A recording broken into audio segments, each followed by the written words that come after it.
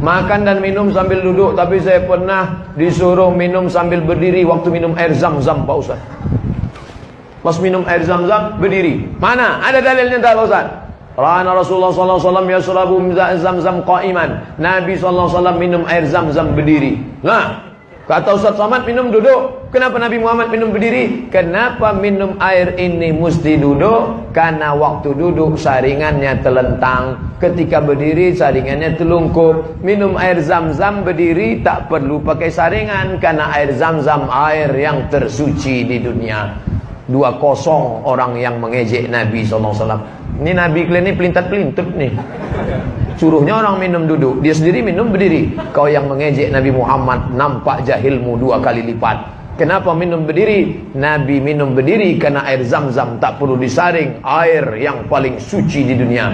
Waktu saya pergi ceramah ke Kuala Lumpur, ada bapak-bapak punya air penyaring dari Jepang. Jepang, made in Japan. Made in China tak laku sama dia. Lalu kemudian datanglah orang Jepang tadi, kata si bapak tadi, hebat air yang disaring pakai ini. Oh hebat Pak. Tunggu sebentar ya. Dia masuk ke kamar, dibawanya air zam-zam. Tolong bandingkan sama ini. Loh kok lebih bersih ini? Ini dari Mekah ya, kata dia. Iya, tahu juga rupanya dia. Walaupun dia tak bersunat, tahu dia mana air itu. Itulah hebatnya. Gimana cara menghadapi suami yang susah bangun untuk sholat subuh, Pak Ustadz? Idealnya, ini yang bertanya nih pasti perempuan. Idealnya, bapak tuh yang membangunkan ibu. Diambilnya air, memercikkan air ke wajah ibu untuk ngajak tahajud. Bangun! Itu kalau nikahnya udah 20 tahun. Tapi kalau yang baru pengantin baru kemarin, wake up my honey, wake up my darling. Mestinya begitu. Tapi nasib ibu apa boleh buat, jangan ibu mengutuk nasib. Bagaimana Pak Ustadz? Dalam hadis pun dikatakan sebaliknya, si istri pun boleh memercikkan air. Cuma hati-hati, takutnya dia preman tengik ditembak ibu. Oleh sebab itu bang, abang sholat lah bang. Aku tak mau sekamar sama babi hutan bang. Bayanglah bang, sekarang umur ini cepat matinya bang. Karena ada lagunya tuh bang, orang kaya mati, orang miskin mati, mati. Abang pun akan mati aja. Sembayanglah bang. Nah, insya Allah sembayang dia. Tengoklah tuh bang, ada orang batuk mati, minum kopi mati. Masa ada orang minum kopi mati? Ya kopi Mirna kemarin mati dia bang. Saya ingin mendaftar haji seizin suami saya. Apakah boleh saya berangkat haji tanpa suami atau tanpa mahram, Pak Ustaz? Pendapat Imam An-Nawawi dari kalangan mazhab Syafi'i, kalau keberangkatan itu untuk haji dan ada aman perjalanan, maka boleh tanpa mahram. Aman, suami izin, aman perjalanannya. Ada ketua kloter, ada tim pembimbing ibadah, ada dokter, 3 orang yang dibiayai oleh negara, lalu kemudian pula ada security, aman, maka boleh berangkat. Bukan kata Abdul Somad, jangan salahkan Abdul Somad. Saya ngutip-ngutip aja nih. Kalau mau marah-marah sama imam-imam, jangan sama saya. Mohon jelaskan tentang pajak 2,5%. Mana ada pajak 2,5%? 15% pajak. Pajak pendapatan, itu zakat. Apakah boleh dikumpulkan dulu selama setahun, setelah itu baru didistribusikan di kampung halaman? Maka zakat itu siapa yang kena zakat? Yang berpenghasilan 85 gram. Ingat, 85, 85, 85, 85, 85. Jangan keluar dari sini jadi 58.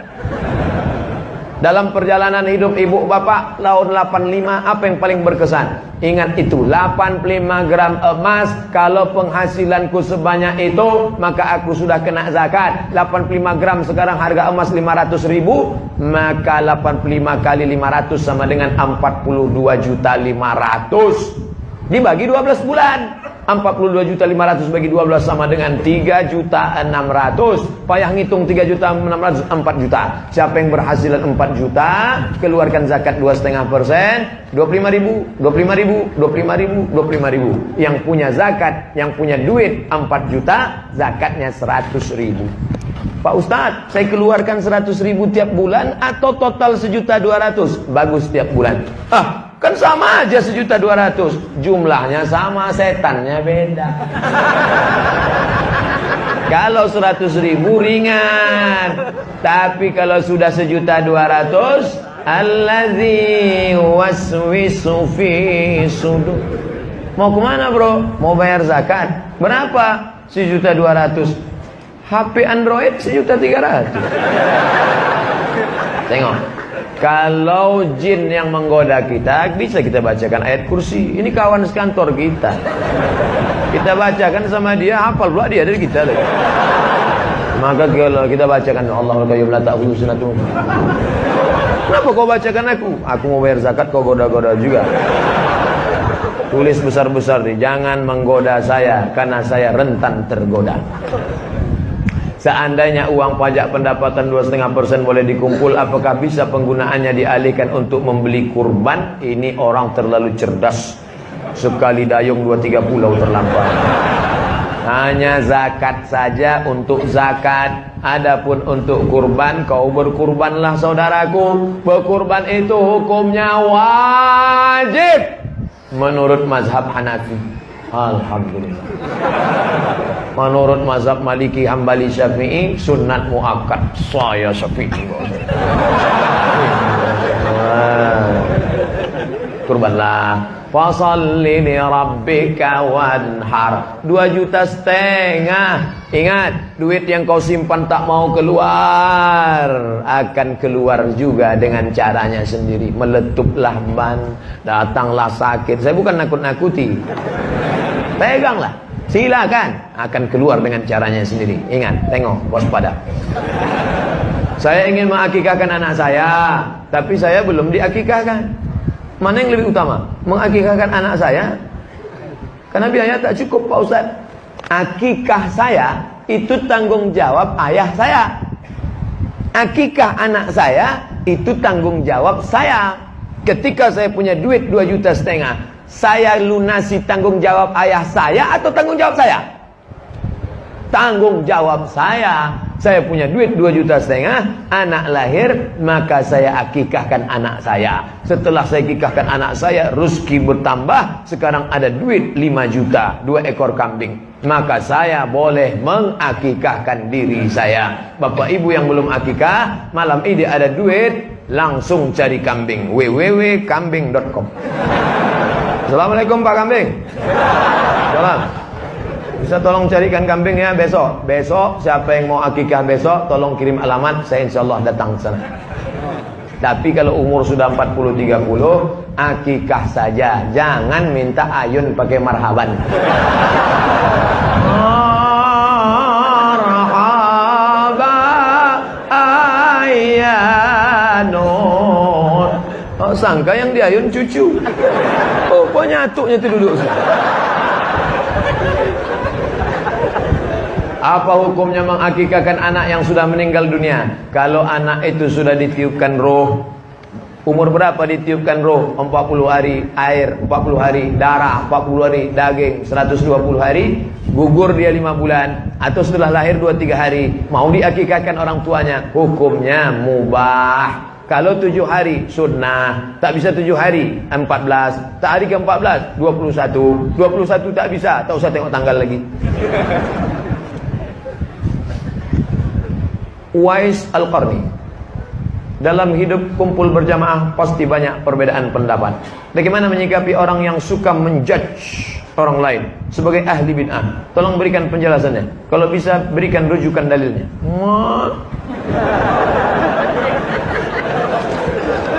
Tidak boleh. Ini saya kutip pendapat Ustadz Abdullah Hadrami, saudara kalangan Salafi dari Malang. Apa kata Ustaz Abdullah Hadrami? Murid langsung Syekh Ibnu Utsaimin, 4 tahun mulazamah dengan Syekh Utsaimin di Makkah, di Saudi Arabia. Jangan menuduh saudaramu pelaku bid'ah kalau perbuatan itu tidak disepakati ulama bahwa dia bid'ah. Ketika kau katakan, hei pelaku bid'ah, maka bid'ah sama dengan hei dolalah, dolalah sama dengan hei penghuni neraka. Hati-hati. Selama masih ada dalilnya, tak boleh kau katakan itu perbuatan bid'ah. Tapi kalau sepakat ulama bahwa itu bid'ah, maka kau mesti menegakkan bendera kebenaran. Bid'ah, batil, haram. Tapi selama dia tidak bid'ah, ada dalilnya. Dalil dari jauh, dalil dari dekat, dalil am, dalil khas. Tak boleh kau katakan bid'ah. Apakah jodoh juga harus wajib kita selipkan di doa?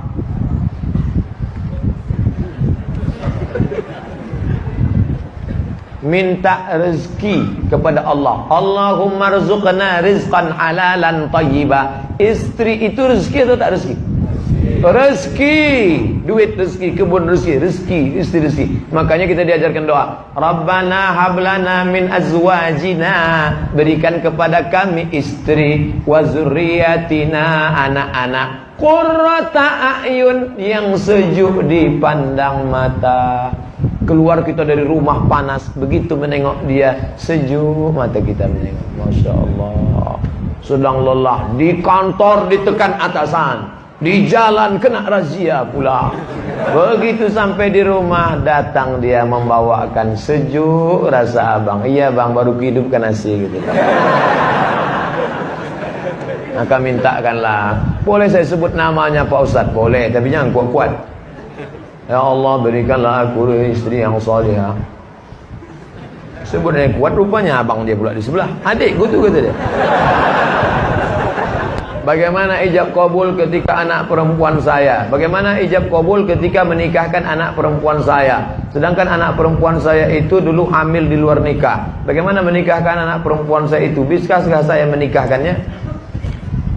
Bagaimana ijab kabul ketika menikahkan anak perempuan saya? Sedangkan anak perempuan saya itu dulu hamilnya di luar nikah.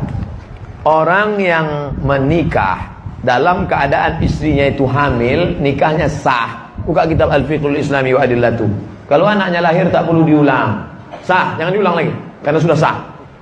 Yang jadi masalah, setelah anak ini lahir muncul 4. Pertama, anak yang lahir itu tak boleh pakai bin dan binti bapaknya, karena tak ada hubungan nasab.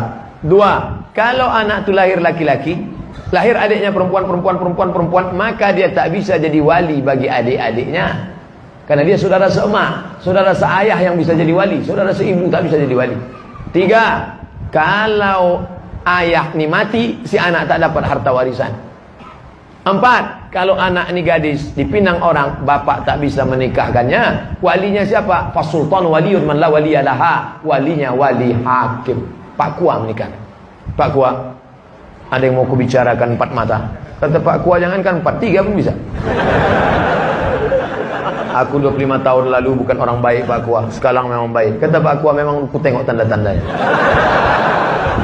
Sudikah Pak Kua menikahkan anakku ni? InsyaAllah. Tapi Pak Ustaz, masa saya tak bisa menikahkan dia? Rambutnya, darahnya, air liurnya sudah kami periksa di rumah sakit di Singapura.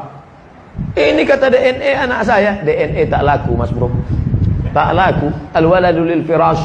Anak diakui kalau setelah akad baru hamil. Sebelum akad, salah saya apa? Salah kau mau tahu? Aku kasih tahu. Iya, mencoblos sebelum hari H. Itu salah. Tak sah menurut KPU.